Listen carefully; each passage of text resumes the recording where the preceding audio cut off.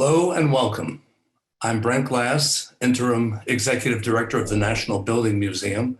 Thank you for joining us as we celebrate the museum's 40th anniversary. On December 12, 1980, President Jimmy Carter signed Public Law 96-515, which established a National Museum of the Building Arts, whose home would be located in the historic Pension Building in Washington, D.C. The museum's mission is unique: to serve as the country's only cultural institution dedicated to the built environment, the places where we live, work, and play. For 4 decades, we've presented celebrated exhibitions and programs that have explored a wide range of topics, including design and construction, advances in sustainability and resilience, and social justice issues. Our award-winning teen programs have engaged and empowered younger generations with the knowledge and tools to advocate for a better built world. And our prestigious public programs have allowed people to engage with world-renowned designers, industry leaders, educators, and scholars through a variety of formats, including our long-standing series, Spotlight on Design. And I especially look forward to tonight's program featuring Walter Hood. Spotlight on Design is generously supported by the Revada Foundation of the Logan family and the Anthony and Keiko Greenberg Foundation. If you enjoy this program, please consider supporting the museum with a gift. If you're not a member already, please join our membership program. You will get early access to the museum and discounts to other museum programs, events, and the museum shop, often rated as the best museum shop in Washington, D.C. If you're already a member, thank you for your support. It directly impacts our ability to create world-class programs and exhibitions. Visit our website, nbm.org, for more details, especially information about our reopening next month after being closed for more than a year.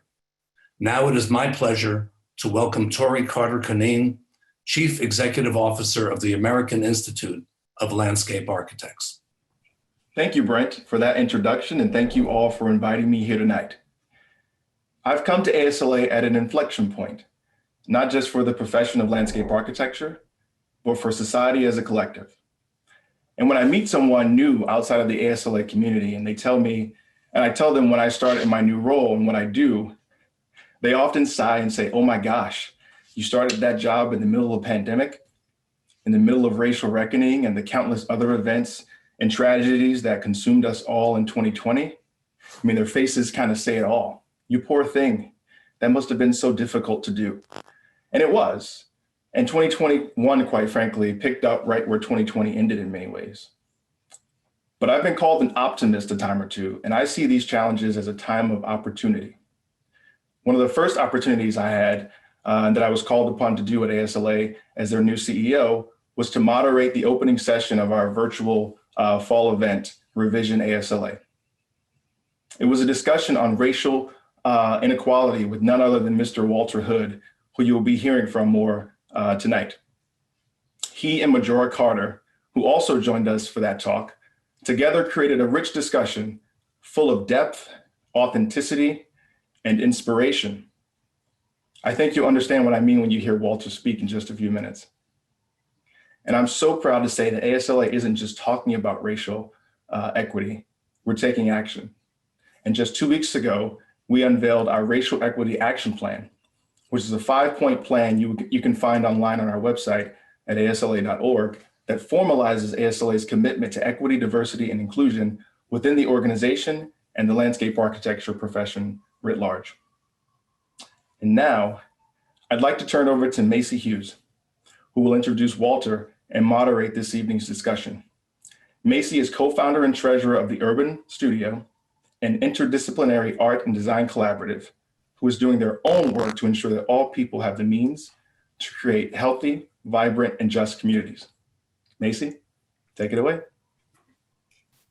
Thank you, Torey. You must know that we at the Urban Studio are super excited to help facilitate this program featuring Walter Hood.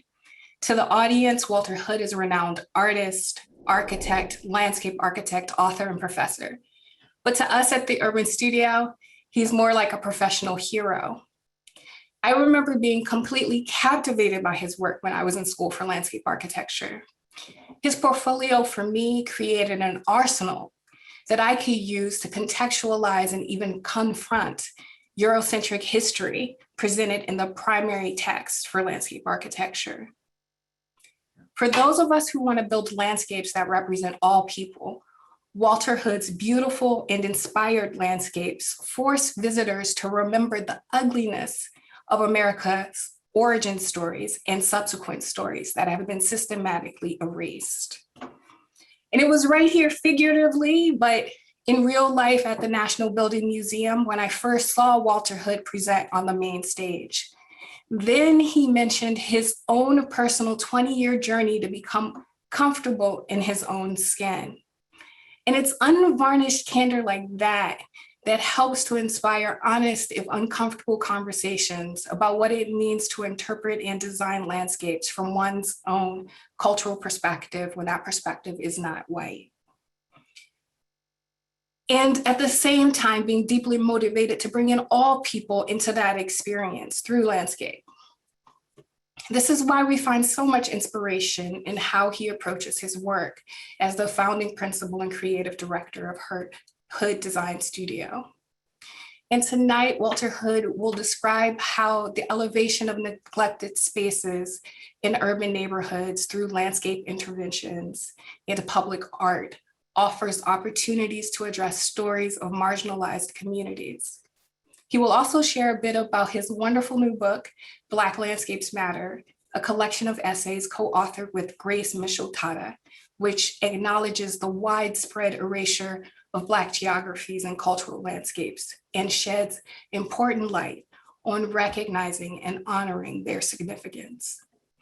It is my absolute pleasure to introduce you to Walter Hood tonight. Walter? Hey, Maisie, how are you? I'm great. How are you? I'm exhausted. It's the end of the day here on the West Coast, but I'm excited to be here and it's good to see you. And again, I really appreciate the work that you do. And Torey, I'm glad to have a common face now leading our organization. So I think this is going to be a wonderful time for us to sort of talk about where our future lies collectively.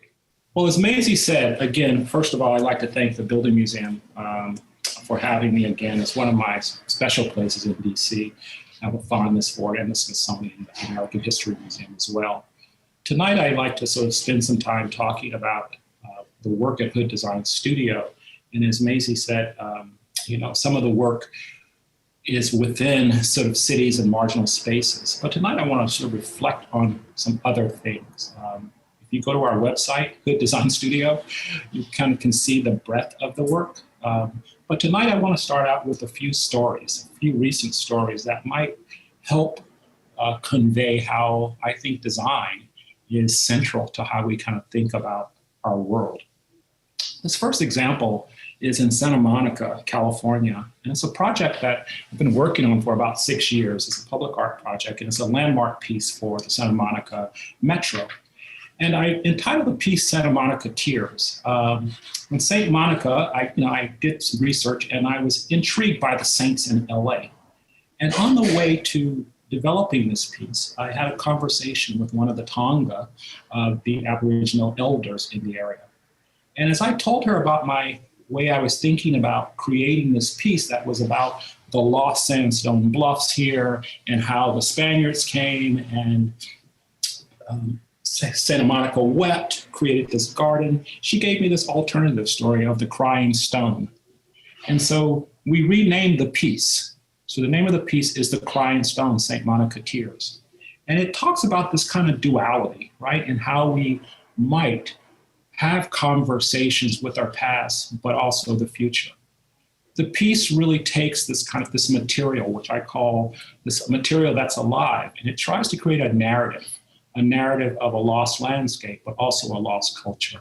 And in making this piece, the idea of the crying stone, the stone actually is crying through this artificiality, it became this, for me, this powerful source then of having a larger conversation about time, but also about materials and how design can prompt these conversations. I would have never had the conversation with this Tonga elder if I hadn't made the piece. And so working, again, through the sunset, the light, thinking about the materials, the medium, the roses, we've had this wonderful conversation in how this piece of public art might get people to remember the past, but also think about these dualities that we live with in this country. The second project was from the Chicago Biennale a few years ago, right before the pandemic, and it's a project called 3 Trees. And it's a story. I was asked to do an installation piece here in the library in the courtyard. And there were all of these constraints about what you could do, how do you get in it. And I read an article in the newspaper, and the newspaper was blaming the Obama Library for failed trees in Washington and Jefferson Park. And I thought that was kind of intriguing because Obama had just stepped down as president, and he was in the realm with 2 other presidents. So I created this piece in homage to thinking about our presidents and thinking about when they leave office, the legacy that they have within our public realm. And then lastly, this piece is here in Oakland, California. It's about 10 or 12 years old. It doesn't have a name. I like to think of it as, those portraits I used to see on my grandmother's wall, and even in the house that I grew up, we always had Martin, and we always had JFK. But there was this kind of way in which our heroes were always on our wall. And when we had a chance in the streetscape to actually, provide elements, I asked if I could create these kind of public sculptures.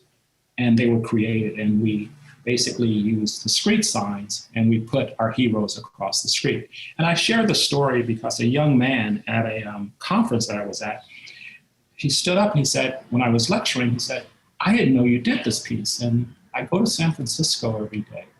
And to see Martin, Malcolm, The Rock, Maya every morning gives me the courage to go to the city.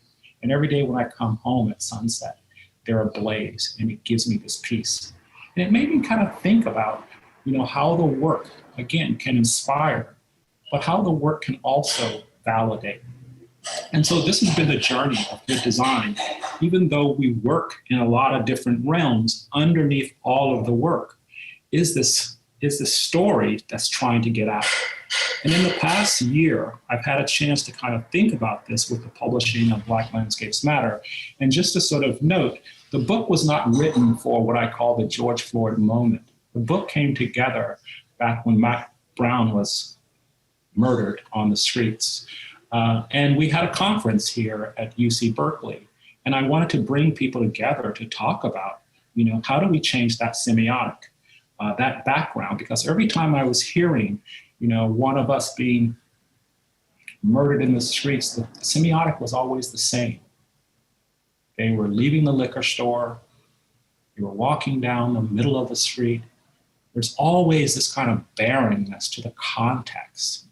And then this past year, again, George Floyd goes into a liquor store trying to cash a check. And so this notion of why is this semiotic being played out? And so last semester in a course at UC, we were looking at post-colonial landscapes. And this notion that American slavery and segregation, when we look at the timeline, we can kind of see the discrepancy, right, in the time. So we've really only had 50 years of trying to figure out how to live together. But if we look at the other time period, it's all about isolation, exclusion, partitioning, and duplication. That's the story of the 20th century and the 19th century, all the way back to the 18th century. And so I went through, we kind of listed all of these inventions in landscape architecture and what was happening at the time. And this is the duality in America. There are these inventions. We get UVA being created. We get Central Park. We get Riverside. We get Greenbelt Maryland. And all these things are going on, and there's groups of people who are not allowed to actually share into that. So how do you begin to talk about it? And so, again, tonight I'm going to talk a lot about this double semiotic and this double consciousness and how we're constantly shifting back and forth, but maybe how we might begin to address some of these discrepancies, but also, more importantly, how can we live together? Because when you kind of think about the semiotics, I'm taken by, segregation created this entire built environment, again, around duplication and separation and isolation. And the semiotic was always there, right? This notion of calling it out, and even the botanical nature all of a sudden began to sort of have a semiotic associated with it. So to begin to sort of say this is a wide area and it's on a tree, it suggests that maybe even the natural environment is white. And so this kind of portrayal in the environment actually leads to, again, another semiotic, which is a kind of a ghettoization. And we never actually planned to live in these places. These places are planned places. This is Detroit after people were moved from Black Bottom and ghettoized into a single neighborhood. And then we're surprised at the end of the day when there's a rebellion. And we can go back in history and we can see when you isolate people, ghettoize people in these environments, in these built environments, and there's no way out, there has to be rebellion. And then we start all over again. And so I have to applaud DC this past year of taking this public space and using the semiotic, right? Using the same language that has been used. And then to understand and to see the repercussions. And the repercussions to me, it's no different.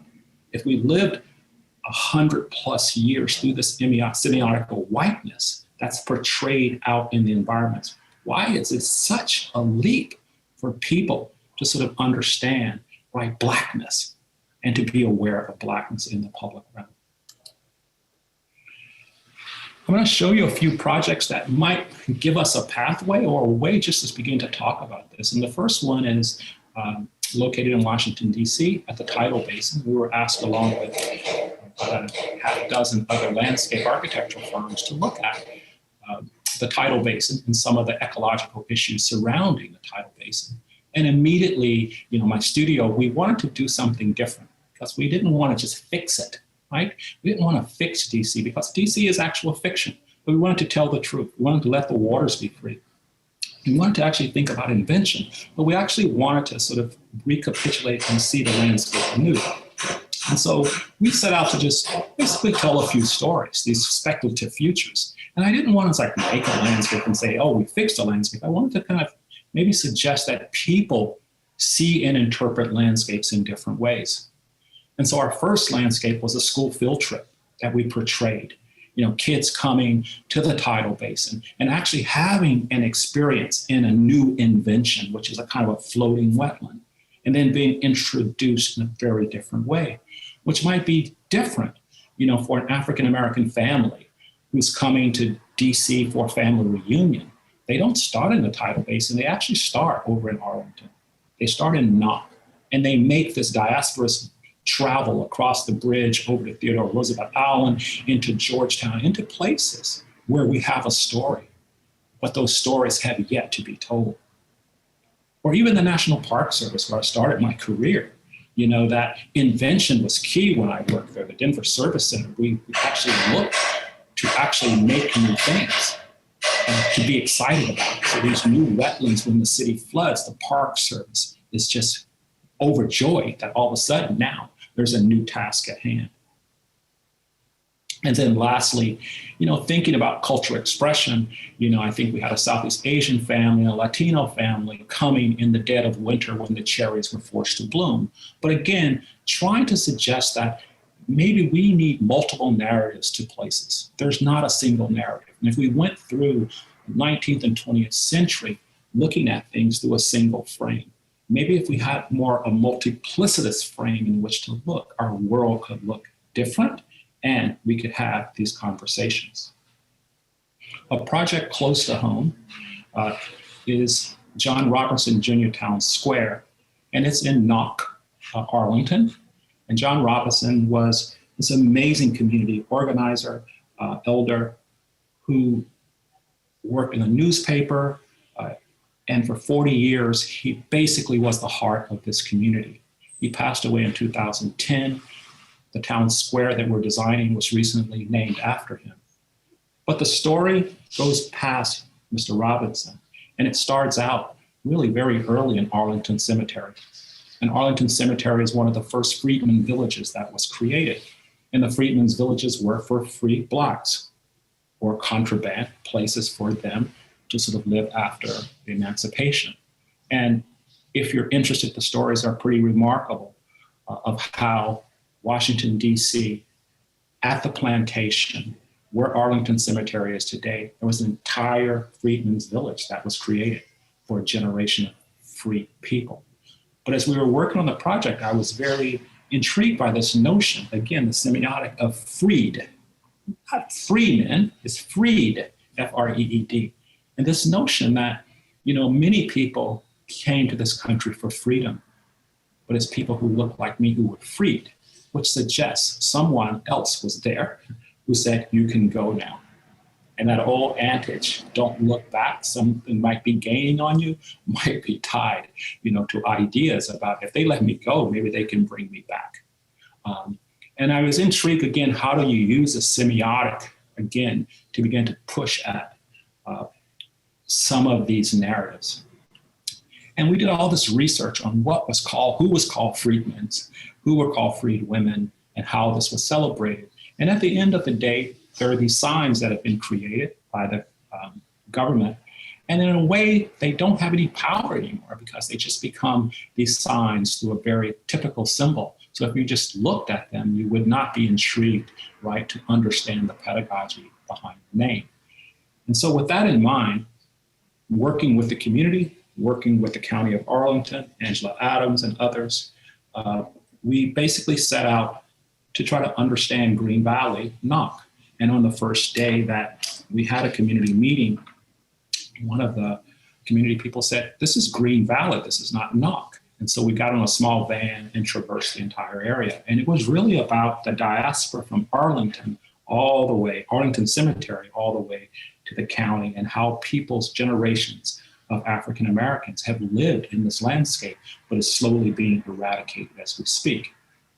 So the town plan it's more of a garden, I would call it. It's highly green. We wanted it to talk about and celebrate the history, the stream that ran through, but we also wanted to give people, how can I say, more biomass. This idea of the Green Valley, we wanted to immerse people right in the landscape.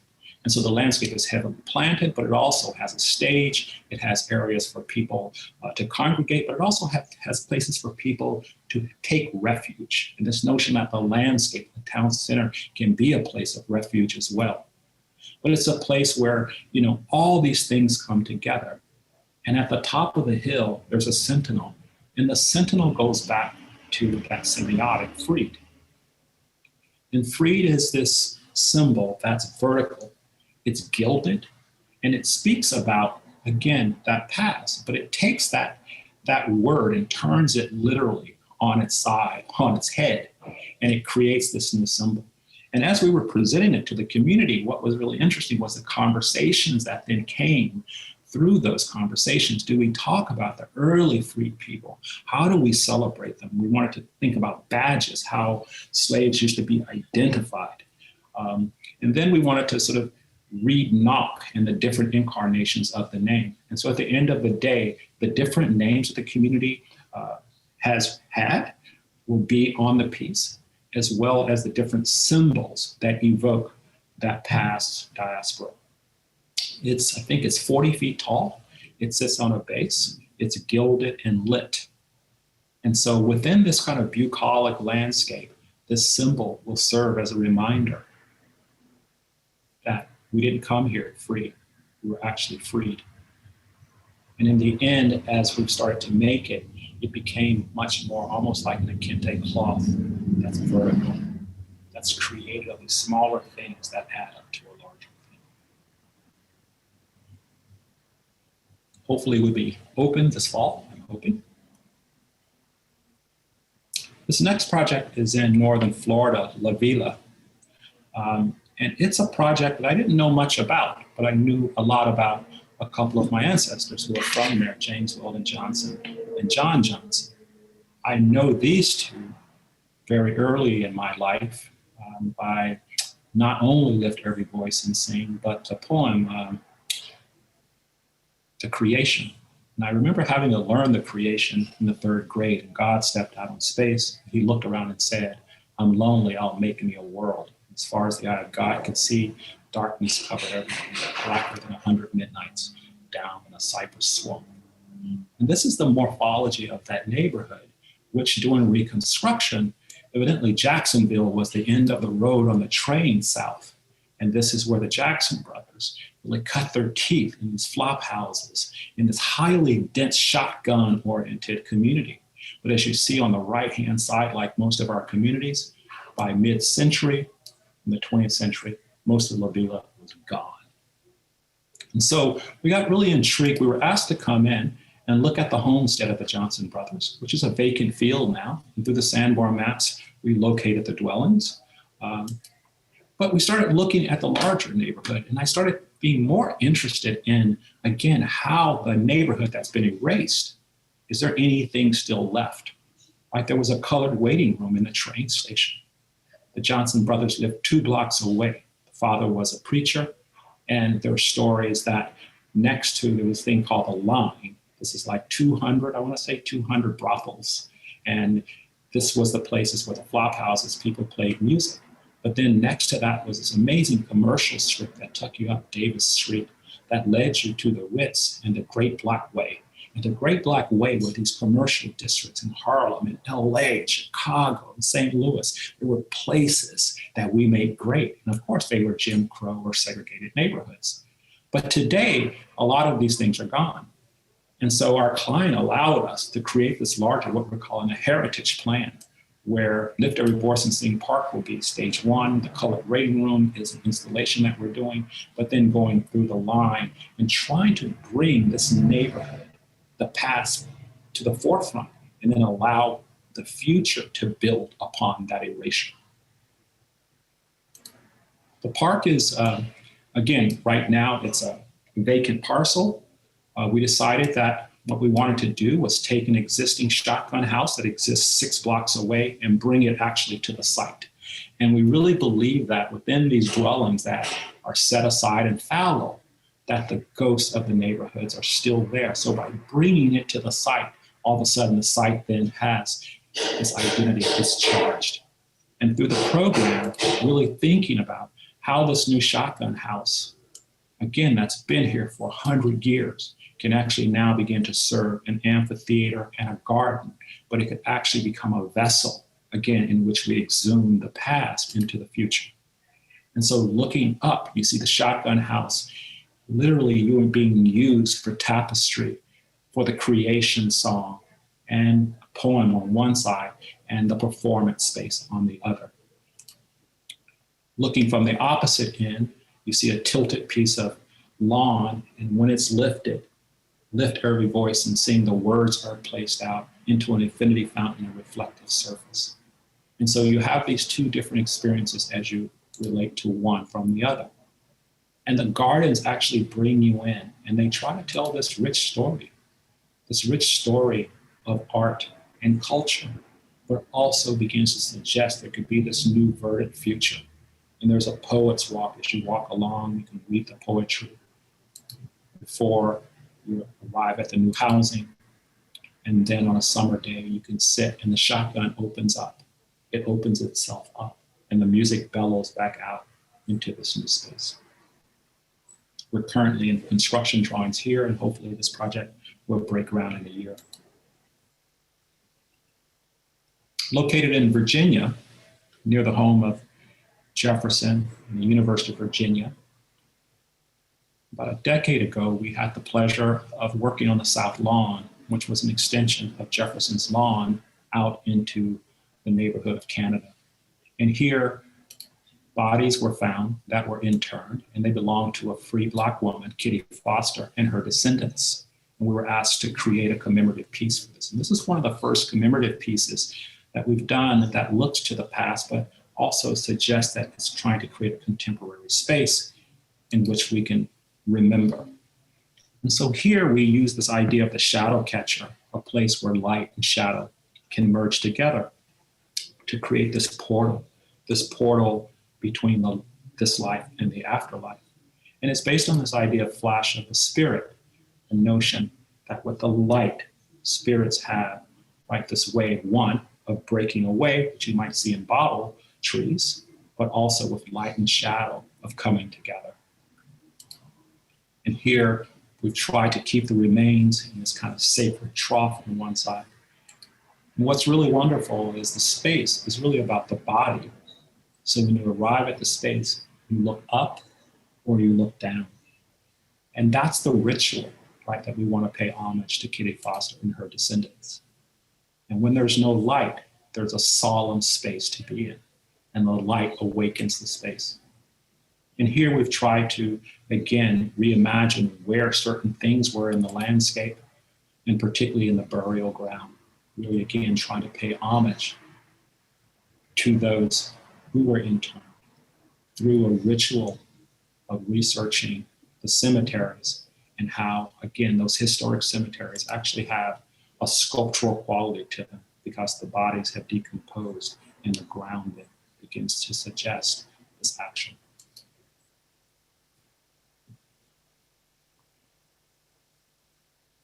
I think it's really comfortable at times, it can be, to look at your own culture and try to articulate those things that you know, but you're also putting them out there in a way you want others, right, to understand the value. But it's also up to all of us to help critique the other double, which is the other side. And we had this opportunity at Princeton a couple of years ago. We were invited to a competition. It was called the Wilson Marker. And the Wilson Marker was really about how do we deal with Woodrow Wilson's legacy.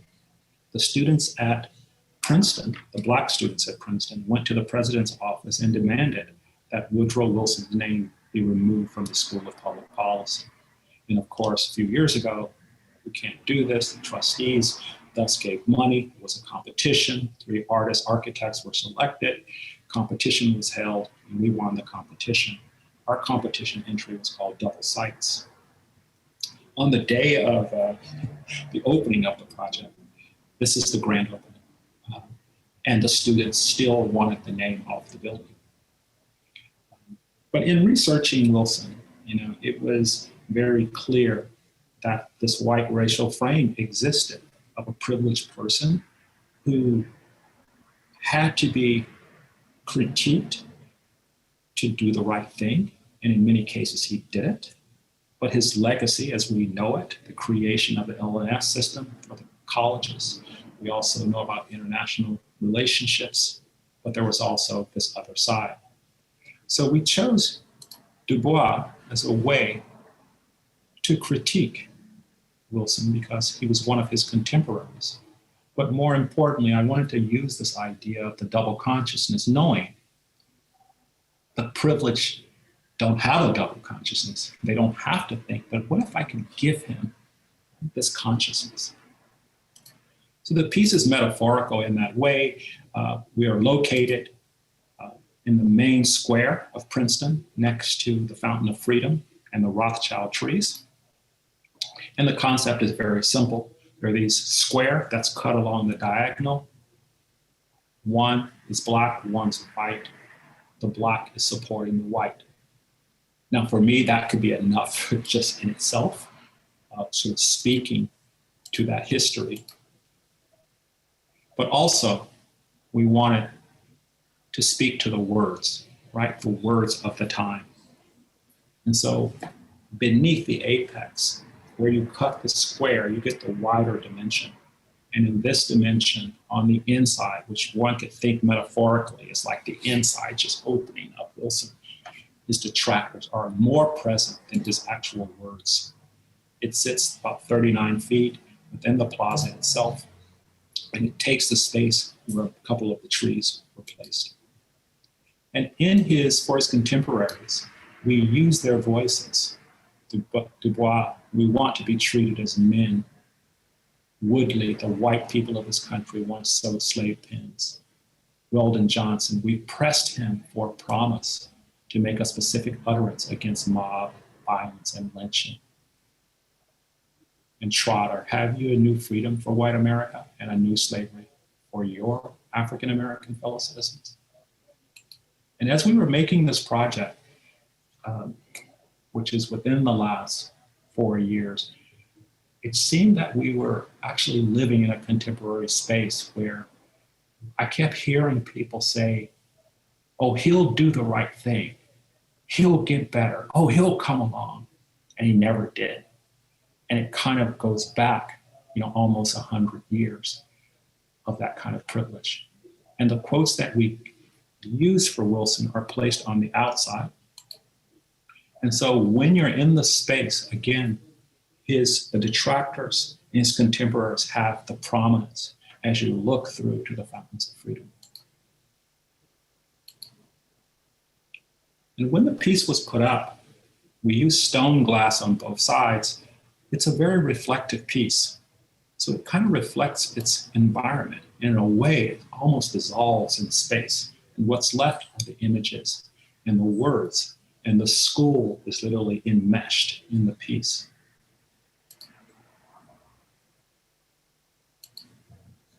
And at night, the light goes away from the outside and creates inside.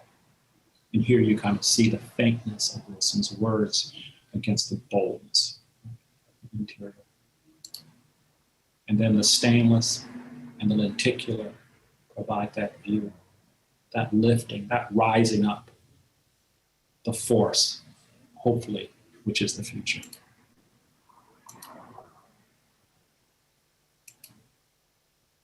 In the beginning of last summer, I think, or midsummer, I received a call from the director of the school. And she said that trustees had met and that one of the trustees went out and looked at the piece and read something on the piece. And it prompted them to actually change their decision about the name of the school. So this is no longer the Woodrow Wilson School of Public Policy. And so in a way, the students in the piece did the work to a certain degree. And that's, I think, the work that we need more of.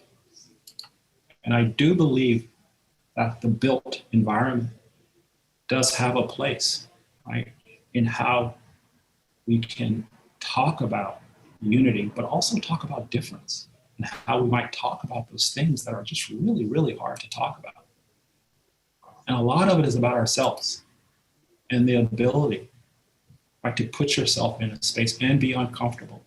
And I have to say, on opening day, even though the students were out and they were asking for the name to be removed, it was probably one of the most celebratory openings I've ever had to a project.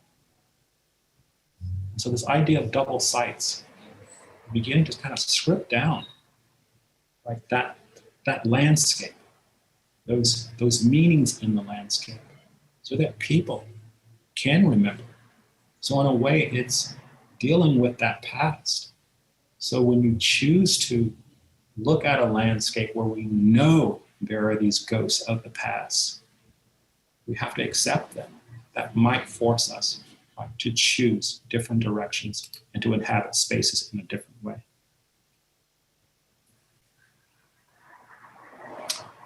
So moving down to the south, this is Charleston, South Carolina. I've been working here for probably the last decade or so. I'm from North Carolina, just north of here. And I never really understood the Low Country. Working here in Spoleto with 4 other artists from the Art Institute in Chicago, 2007, 8, we created this project called Rice Table.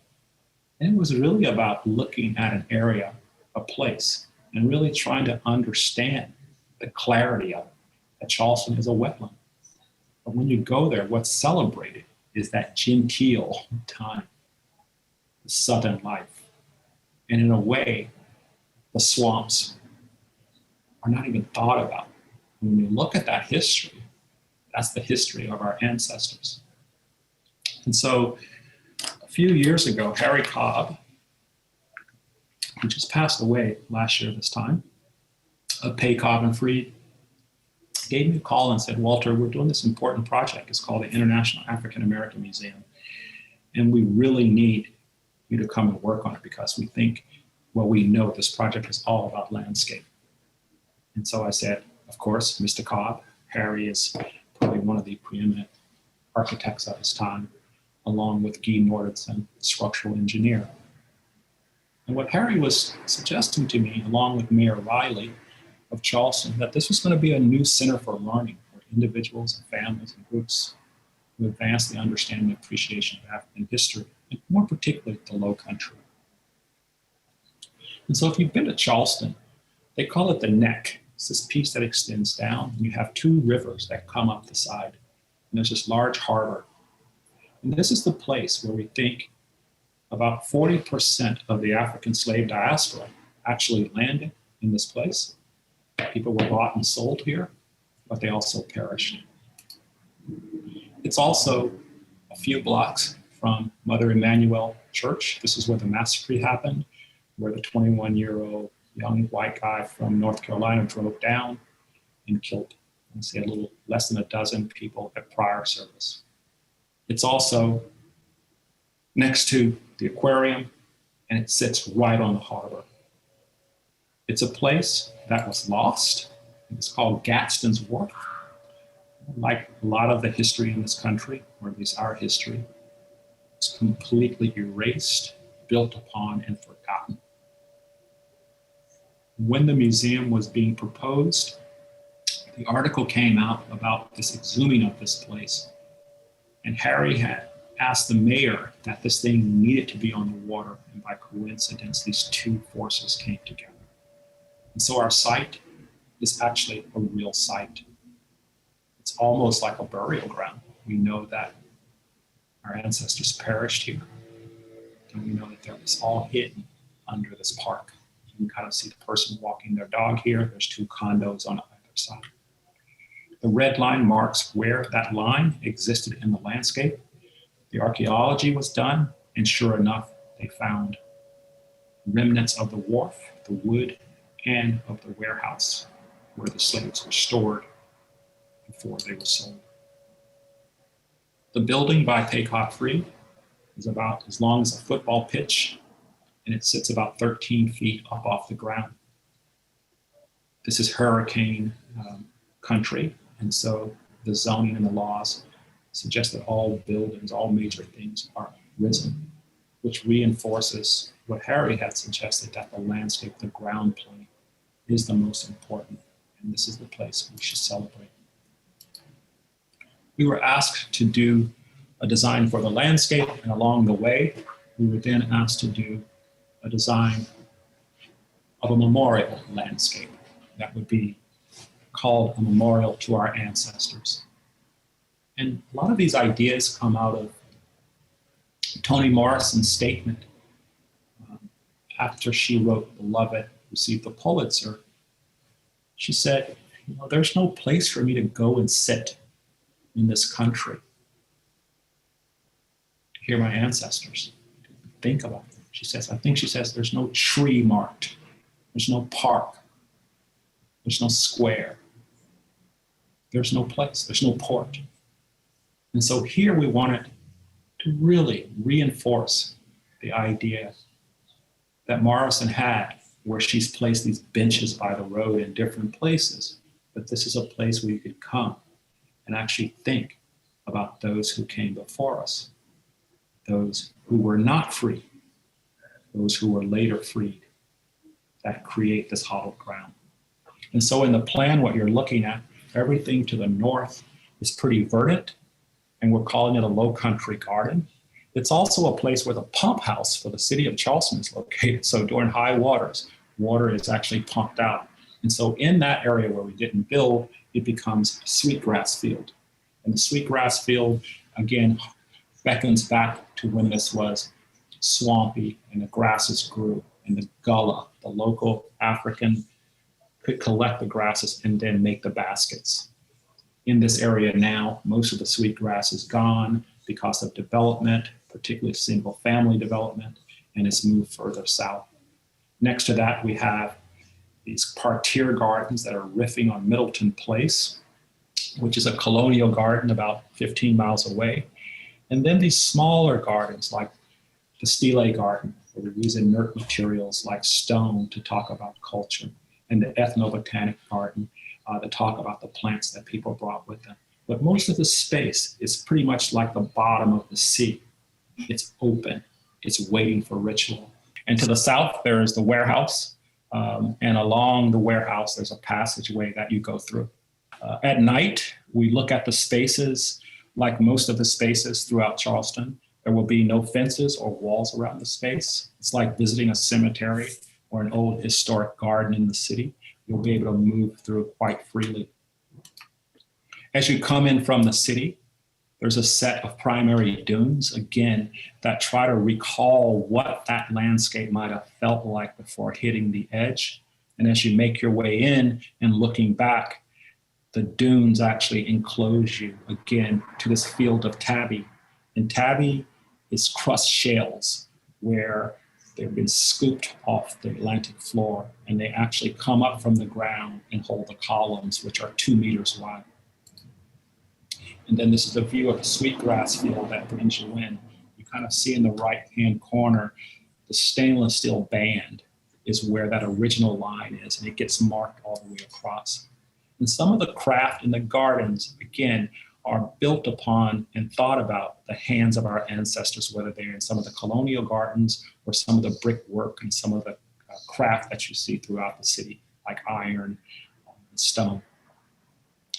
And as you make yourself into the wood boardwalk of the Stele Gardens, different voices in different languages from different tribes of West Africa kind of permeate the environment. And the Ethnobotanic Garden is something that will probably change regularly because of weather, because of climate, but they will also give the museum a way to curate the story of the botanics. And then we've set aside these places where we can grow rice, where we can talk about how Carolina gold was this billion-dollar crop here that was done on the backs of our ancestors and through the hands of our ancestors. And then looking back south across to the warehouse, we have 2 granite walls, polished on the inside and honed on the outside. I think we've selected a Maya Angelou quote, "Still I rise," will grace this wall. And then as you walk between the 2, looking back out, there are sculptures of these rice Negroes, which were sought after slaves from the West Coast who didn't contract malaria and who could stand in the fields for hours and hours. And again, this reflective nature of ourselves set amongst our ancestors. And working through right now, we're looking at, should the figures actually be upright? Should they almost be as if they've perished? And so we're working through this kind of semiotic of how do we tell that story when you're trapped between this narrow kind of view. And then lastly, thinking about the Brooks map, which is this Dutch ship that made, I think, 11 voyages across the Atlantic, packed with slaves, that really became the kind of yardstick of how to actually bring slaves and store them across. And I was taking, is there a way to tell the story of the Atlantic and the water at the same time? So we have what we're calling the Atlantic Crossing Fountain. And this is an image taken from Fort Moultrie, which is out at Sullivan's Island. And this is not the real Brooks map, it's a cartoon of that, but I was taken by the figurative quality of it. And so we've developed this infinity fountain where we sit at the edge and we tilt it backwards. It's about 1/4 inch of water that will drain in and drain out. And then looking at tabby and placing the shell in the ground, beginning to mark the corpses that were laid head to toe, head to toe. And this is one of our final mock-ups, really trying to get different, how can I say, strands of shale that would reflect, that really give this visceral feeling. And then they get laid out head to toe across the spectrum of the fountain. And next to that stainless steel wall, the water will actually rise and set. And so you might come into the museum and look back out at this kind of abstraction of these figures, or the water might be full. And I'd like to just sort of end. Currently, I'm one of 10 Black designers and architects at the Museum of Modern Art. where we're presenting different work. It's called Reconstructions. And my project was called 10 Towers Black Power.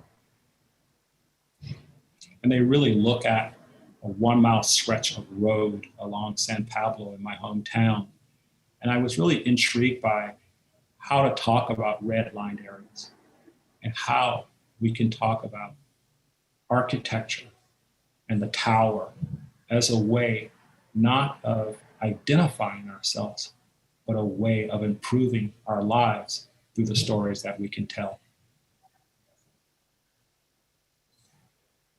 And so I'm going to close with a small video, and then we can go to Q&A.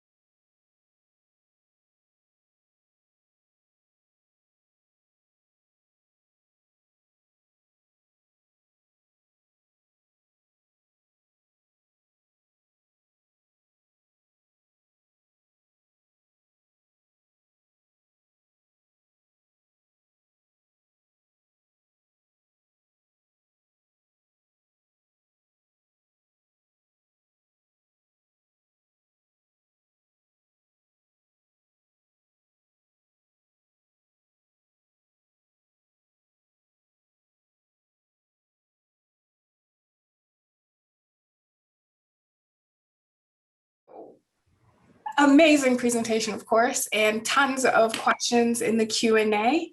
And I'm just going to take the opportunity to just be a little selfish a little bit. Be selfish. Go ahead. Go ahead. Let's talk. Let's talk. And ask you a question. I mean, one of the things that's compelling in the introduction to your book, Black Lives Matter, is you point out a lot of poignant ideas. And one of them is, you know, that the emancipation of your ancestors or our ancestors was not imagined or viewed as something worthy of memorializing.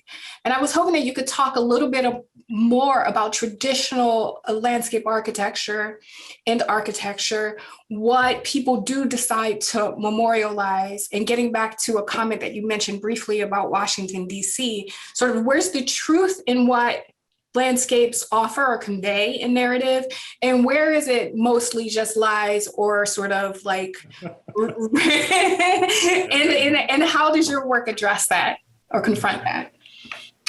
That's a really, that's a good question. It's a tough question, but J.T. Mitchell just wrote a beautiful book. I'm trying to think if I have it around, but it's called, he talks about landscape and race. But he really frames it that, you know, landscapes are fictions, particularly the ones we create for humans. And this is what no one ever told me in school. You know, you come out and you think, oh, so there must be some truth in this. But it's really the designer and the institutions that are creating the narratives. And, you know, when you think about other or previous civilizations, where they go back to even Egypt, you go back to Rome, and you kind of think about the narratives that are being portrayed through landscape. You know, one side of the river is for death and one side of the river is for life.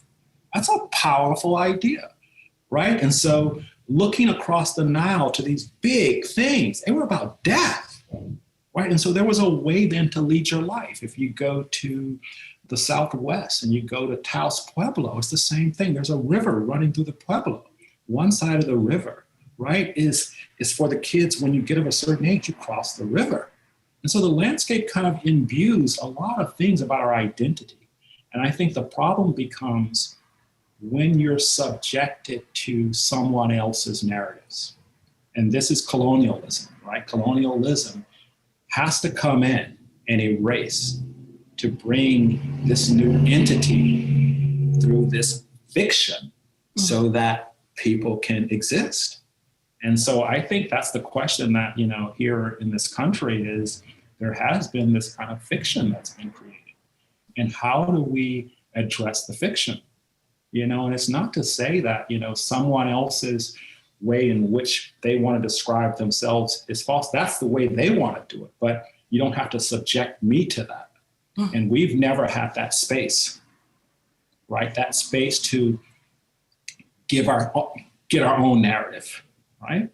That our narrative has been given by someone else. And I use this term in the book, the ostensible past, where if you look at a lot of places, things are erased and just made up. And so how do we, get back at that? And I think it's having that space, right, to articulate difference. And I think we're gonna just have to learn in this country to live with it, right? I mean, I think that's the dream of this country when you read the doctrines, that's the dream, but it's not the practice. Mm. Yeah, and Stephen has a question along those lines, getting back to the Civil War memorials and monuments. And all of the contention around that, what I've noticed is people going back and sort of contextualizing those memorials or those monuments instead of removing them.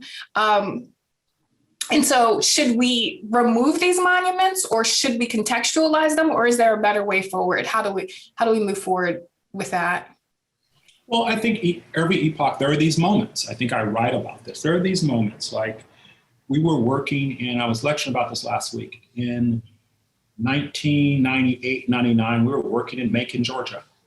And I was designing this street, and there was a Daughter of the Confederacy obelisk there. And it was shrouded in shrubs. And I went to the shrubs, I opened, I was like, wow, Daughters of the Confederacy. And I was even at a hotel one night, and they were having the Daughters of the Confederacy ball. This is in like 1998, right? At that time, I couldn't say, get rid of this thing. Right. Because people just thought I was crazy. And so what I did was I riffed on it. I cleaned it off. I made it more visible. And that was a way, 20 years of dealing with that. But today we're in a different space and time. And that overreach, if that overreach is saying get rid of them, I mean, we're just in a different place and time. And so I don't think there is one answer to that. Again, I think what's happening now in this country, I think it's this moment that we act. And if we don't act now, we're going to go back to normal. I'm sorry. We're just going to go back because that's our tendency. So I think if we're overreaching, it's great. So I would say overreach, because you might not get a chance to reach again. I'm so tempted to ask you about those people who are looking forward to going back to normal. For those people who think that, sort of the past is the past. Why don't we leave it alone? Why don't we just sort of just move forward from where we are? But instead, I am going to ask another question from the audience. One question was, how does the past year of the pandemic influence your thoughts? You'd be crazy. Come on. I'm like everybody else.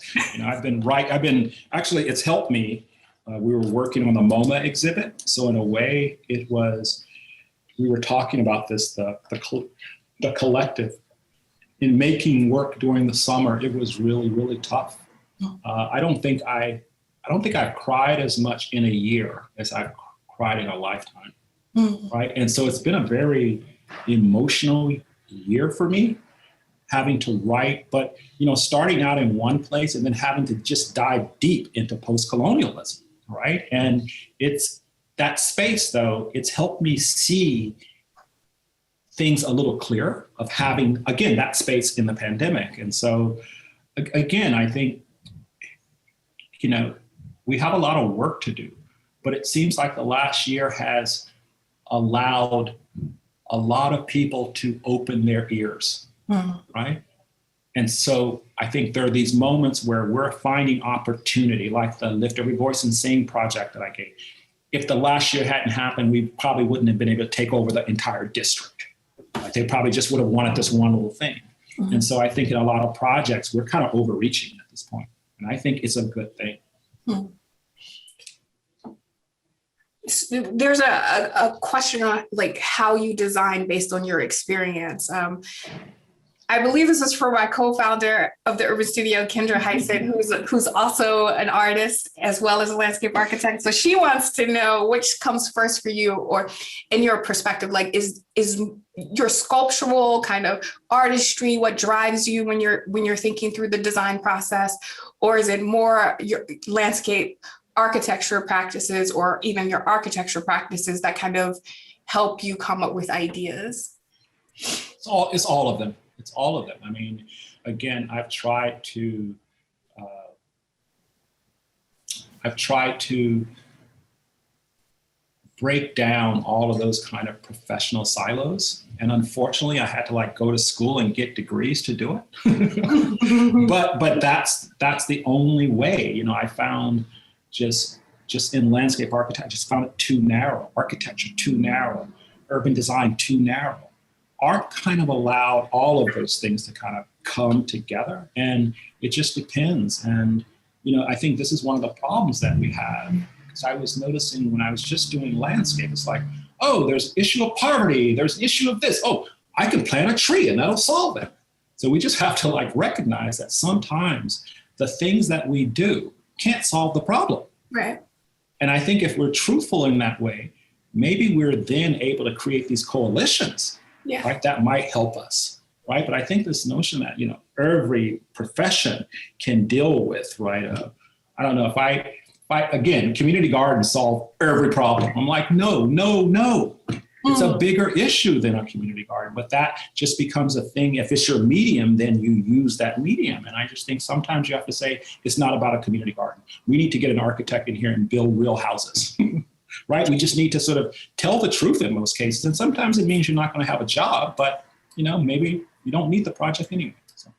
And along those lines, I mean, that's something that we all grapple with in cities. Every designer is trying to figure out how to solve gentrification, right? Like, how do you solve the displacement problem? Oh my God. Is that a landscape architecture skill that we have, or is that something else altogether? Well, but you know, again, this whole gentrification issue, I mean, I have this with my students. You know, they come to school and it's like, oh, I can't do this in that community. But if you look at the history, again, this is why history is so important. People didn't want to live like that. You know, if you go back to and look at segregated neighborhoods, right? These were times that people want to celebrate, like I was saying, the Great Black Way, but we were forced to live in places that were separate. So we had upper, middle, and low class people living together. And those were different places because we had this, it was sustainable. But once integration happened, you know, those who could leave left. And so I am not one to keep reinforcing this kind of ghetto situation of the people that are left in these neighborhoods that are then redlined. And so if we can't reimagine their future, it's not about keeping them in the same place. But a lot of people feel comfortable keeping them in the same place because it's the same semiotic. You could point to it, you go, that's the Black neighborhood. Well, yeah, I mean, let's talk a little bit about Black neighborhoods, right? Yeah. Let's talk a little bit about what makes a neighborhood Black, right? So you had mentioned as part of your presentation that segregation created these dual spaces, right? Kind of like riffing off of Du Bois's double consciousness or dual consciousness theory, right? Like you have duplication, you have, you know, places, a park for white people, a park for Black people, a fountain for white people, a fountain for Black people, a school for white people, a school for Black people. Is there a Black community without segregation? Yeah. And what does that look like? What does a Black neighborhood look like if it's not impoverished? It looks like people in space. I mean, again, I think we're defining, you know, Black space through only what we know. Mm-hmm. To me, a Black neighborhood is, when I see groups of Black people in a space, that's a Black neighborhood. Mm. Right? And so again, if I keep saying the neighborhood consists of these things, I mean, I think it's up to, at least I feel powerful, is that I want to make space where Black folk feel comfortable, they feel inspired, and they feel validated. I am not interested in making whole neighborhoods of keeping people in a lockdown, right? I want to make Black space in the middle, in the heart of DC. I want to make Black space in the tidal basin, right? I'm just talking about this, again, this difference. Again, colonialism creates sameness. So we have these homogenous. So you go from one city to the next, everything's the same. Yeah. But if you think of music, you think of other arts that's allowed difference to permeate. It's different. You could choose different music. So why can't we have different cities? Why can't we have these kinds of spaces? And I do think the kaleidoscope is the way of thinking about it. And so to me, Black space is not just based on these historic geographies. They're based on places that we want to be. And how then do we allow ourselves, right, to add something to these spaces? Because I think everyone wins when we add something to these spaces. Let's talk a little bit about how do we get investment in these spaces. What are sort of like the range? One of the questions that came in was like the range of costs for these projects, right? Like big, lots of money, lots of money. We ask for lots of money. No more do we look at these places and go, it's the lowest common denominator. These are places where we should be investing more money than we invest in those privileged spaces. We know our CBDs are working, but we know these neighborhoods are the places that we devalued for almost a century, right? These are the places where the freeways go through. And to tell me that we can't collectively figure out a way not to have a freeway slicing through someone's neighborhood and creating bad air, that's a design problem. That's a design problem, right? Yeah. I mean, all of these things, it's like sea level rise. Everybody wants sea level rise. But I'm like, we've been dealing with sea level rise since we've been here. You put us at the creeks, you put us next to the rivers, all of these things. And so there are these resilient communities that over the last 100 years, people have had to live in these ways. That's a design problem. Again, and I think these are things that what we should be looking at is how do we invest in a way that makes everything sustainable? And sustainability is not just the birds and the bees and the fish, it's people. This is the biggest thing. I hope ASLA, gets this thing. It's people. You got to invest in people. It's the people who are going to take care of the trees, right? I mean, and without us, the environment will take care of itself. And so one of the sort of questions or something that you hinted out in your presentation was about how, during segregation, you created white spaces that were verdant, Black spaces that were devoid of nature, and hinted that might be sort of like an important point in which Black people then no longer identify with nature. But we know that sort of started earlier, right? And so we know that in even you've sort of suggested this earlier too, that there was a love of nature that came with us when we hit the shores of America. And that was also, I'm going to say, beaten out of us as part of a really brutal process of slavery and segregation in America. Could you talk a little bit more about that? I don't think it was beaten out of us. I mean, I think if you look at the diaspora, the people, our ancestors who stayed in these rural areas in the South, right? That connection is always there. I mean, the Gullah community, I was raised in North Carolina in Tobacco Row. And I mean, my grandparents, my mother, they shielded me away from the trauma, right, through these narratives, right? I mean, narratives never made sense to me, but I know they were shielding me from the real trauma. So there was always this way of using landscape as a way to heal. But I do think as, Blacks made their way, to the north, to these more urban centers, like DC. I know if you look at the history of DC, in the 19th, 20th century, Blacks had to live in the back alleys. So they had to literally live in the subservient alleys in these small little buildings. And so again, the environments were taken away, right? And again, someone else is creating that semiotic. And if you read Galen Kranz's Politics of Park Design, as soon as you get the Reform Park, and then by Park and Rec, these were meant for immigrants, right? And then later people of color, to subject them to these environments that were not pleasure grounds at all. I mean, the park went from being, 1,000 acres of pastoral to just being tennis courts, swimming pools, and basketball courts. And guess who was left with the basketball court? Right? and so, again, it's part of our legacy. So if we can critique that legacy and that semiotic then of, you can't build it in those neighborhoods because they won't take care of it. You hear that. I mean, I heard that a lot. It's like, you can't put that in, it'll get torn up. Oh, it's because you put us in these environments and we never had these things. And so you just can't bring something in a neighborhood and expect it to, how can I say, propagate and survive if people are not familiar with it. And so these are the truths that we have to kind of deal with to a certain degree. And I do think there is a power, though, in that semiotic, even though, I mean, I never, to my memory, saw a black fountain, white fountain. I never saw those signs, but I didn't have to see them, right? I mean, I was told, right? And it's being carried down, which then sets up a way of experiencing environments. It's like, you don't go there. And it's like, why don't you go there, right? And it's unspoken, so you just didn't go there. And so over time, that just becomes part of your sociology.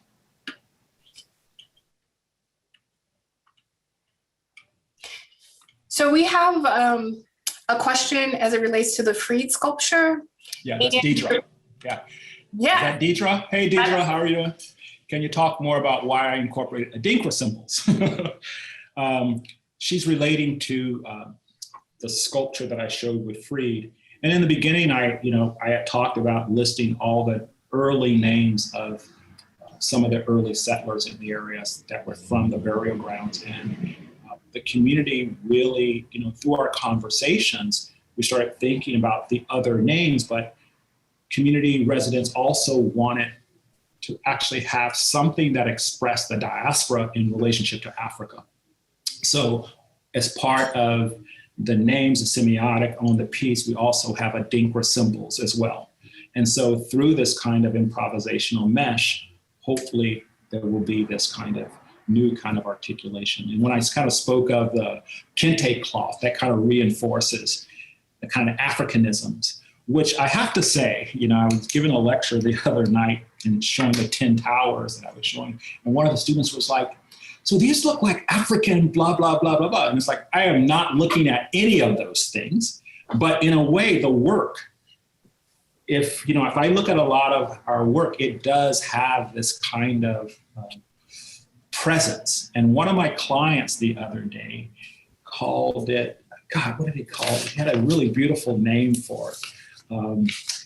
Ancient future, which I really love. He's like, Walter, your work is like ancient futures. And I was like, I love that. Because what he was referring to was the materials, right? And how the materials, we're trying to bring materials together in different ways to express difference. So Deidre, I hope I answered your question. Hope you're doing well. Basil has a question for you too, in light of the Emmanuel African American Episcopal Church in Charleston and the shootings there and the mass shootings in Atlanta and Boulder. What do you think about memorializing tragic events in landscape in public space? Could it help us to process trauma? Move us to reconciliation? Well, I'm actually working on a project right now. I didn't show it. We're commissioned to do the December 2nd memorial in San Bernardino, where 14 people were murdered in the morning during a birthday party by a couple. I mean, again, as people, we need places to mourn. I mean, it's just part of who we are. And to a certain degree, the cry out from the families where we need a place to mourn. And again, in the built world, I do think there are places, right, that we can mourn and remember. I don't think they need to be set aside. And so for the piece that we're doing is actually the entry into the county building. So people will pass it every day. So it's something that we really thought a lot about. And the piece is really about light and shadow. And, these are really hard things to do. There's a piece that was done at Mother Emanuel that sits right next to it that commemorates or memorializes that tragedy as well. But that's a product of, civilization to a certain degree. I mean, Americans are not the first, right, to memorialize. This goes back, I started talking about, the Nile. It goes back, as far as civilization, we think of civilization, it's just how you do it. I do think there are just different ways of how you do it. Do you think that diversity is possible when some of our leaders in our profession focus only on the narrative that they've obtained sort of back when they were studying? and don't really hold space for different perspectives. In the business model, landscape architecture is often based on this too. Yeah, that's the privilege, that's the privilege. And, for a long time, you kind of said this at one lecture I was saying, it's like it took me a couple of decades to kind of go, why am I doing this, right? I mean, it's like we're taught that this is what you do. And no one told me that the work I was doing was not my narrative, right? I mean, it's like I just thought that that's what you do. It was a job. I actually worked for the National Park Service there in DC, and it was like, wow, I'm in DC, this place, but I never questioned, right? That it looked this way, or I just had a job. I'm like doing the landscape work. I'm with the Denver Service Center, all of those things. And at a certain point, though, I remember I was in Philadelphia working, and I was at a community meeting in North Philadelphia, the late 80s. And, everyone looked like me. We're in the meeting, and I'm just telling them how great this thing is going to be. And I remember at the time, they were for pocket parks. And the pocket parks, we weren't spending more than $30,000. And for $30,000, you could get some game tables, a really bad playground, asphalt, and a seawall. And after going through a series of meetings, I was like, I can't do this anymore. Right? People are going to sleep in the meetings. You're just like, we're just doing what we needed to do. And that's when I knew I needed to kind of figure out there has to be a different way. And that's when I kind of went to graduate school, moved to California, met Garrett Ekbo, met Randy Hester, met some people who really changed my life and said, if you want to be a designer, you could be a designer, but you don't have to give up any kind of social or cultural bag. You don't have to give that stuff up. And so I looked at a lot of Garrett's early work from the Farm Security Act administration, and we would just have these conversations, right, about design. And it was for the first time someone basically said, you could do whatever you want to do. And that was like a revelation to me. So I say that to people, students, you could do whatever you want to do. If you want to be part of the culture, understand the culture, right? And then kind of push at it.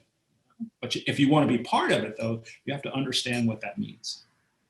Well, even not just to students, to professionals as well. They can definitely, we're hoping that they do everything they can do. So one of the challenges that I have personally with you is that when we're working with the next generation of landscape architects, we're working with kids who are 16 plus, ready to go to college, super bright, smart, trying to get them into landscape architecture and other design fields. One of the things that we do is we show them videos of you, right? And because we fangirl a little bit over at the Urban Studio, but we also have this problem, right? So you're intelligent, you're empathetic, you're trailblazing. And the problem with being one of a kind is that there's only one of you. How do we get more Walter Hoods out there? I don't know. I really don't know. That's been, I was talking to Karen Phillips, one of the first Black women landscape architects that I've known. Karen is in New York, but we were just talking about our journey. And our journey has not been easy. And one of the things, again, I tell my students, and I guess this goes out, is, you got to put in the work. And I just find that a lot of people don't want to put in the work. Mm-hmm. And that's like anything, it's not like you want to, it's like you can play pickup basketball or you can go to the NBA. I want to go to the NBA, right? I mean, it's how you look at your profession. I think a lot of people look at the profession like, yeah, I just do pickup games on the week. I want to win the championship every year. I mean, so you got to you got to basically do the work, and training is really, really hard when you kind of think about it. If you want to be really good at anything, I'm a really bad musician because I don't put in the time, right? But I put in the time in design. I put in the time. And, it's like my morning starts out, putting in the time, right? But the time is not just drawing. The time is, understanding your history, understanding why things are a certain way, and then trying to find ways through. But it's work. I mean, it's a lot of work, because in school, no one told me about Baldwin and Olmsted, right? I mean, I never thought of these two together, right? But if you read Baldwin, you hear Olmsted. He's standing in the park on that hill, Hosanna, right? And he goes down that hill and he sees the white man and they see each other face to face. And he's about to apologize. And the white man goes, it's okay. And that's a moment, but no one told me about that. I had to find that. And those are the kinds of things that, inspire me to kind of push back at Olmsted, right? That this idea that this is what we do because Olmsted did it, but there are other ways to kind of think about it. And so when you read, some of our ancestors, how they interpret the world. I mean, Du Bois looking at the high rises coming up in Midtown and going, what the hell is that? These are foreign things. But what does that mean then, right? That you're not part of that. And so he's writing fiction. He starts writing fiction, right? Because no one's looking at, the work that he's doing in Philly. So he's writing fiction. He's on the end of the world up on a tower with a white woman and they're the last ones on earth. And he sees that there's a new beginning. And then he turns around and it's her husband behind. I mean, it's like, damn, almost made it out. But these are things that I think that can give us kind of courage, but they also give us perspective, right? And allow us maybe to reshape and rethink and take the work somewhere else, right? But more than anything, I think it gives me courage, right? That I can read a Toni Morrison, right? Or I can read, I remember when I read In Search of My Mother's Gardens, right? In the early 90s, how that just, that was a place. And so these are places that I go to do the work. Right? So people go like, how do you come up with that? It's like, you're not seeing the work. You're not sharing the work when you're presenting, right? You don't give out your secrets. That's the work. Well, it's hard work, but I think we all really, really benefit from it. I mean, I know that I have, and I know at the Urban Studio, we love your work. And so thank you for putting in the work. I want to thank all of the people who put in questions in the chat, who visited here with us tonight. And it's my chance to turn it over to Brent Glass, who's going to close it out for us. Thank you, Maisie, so much. Walter, what a terrific presentation and so much to think about. Fortunately, this program was recorded, and so it will be posted in a week or so, and people who have watched it can see it again and take in some of the observations and some of the truths that you have spoken tonight, and we really appreciate it. And people who were not able to join us will be able to do so. And so for everyone in our audience, remember the National Building Museum, your National Building Museum will reopen next month. Go to our website, nbm.org, for more information. And thanks to everyone for joining us this evening. Thank you.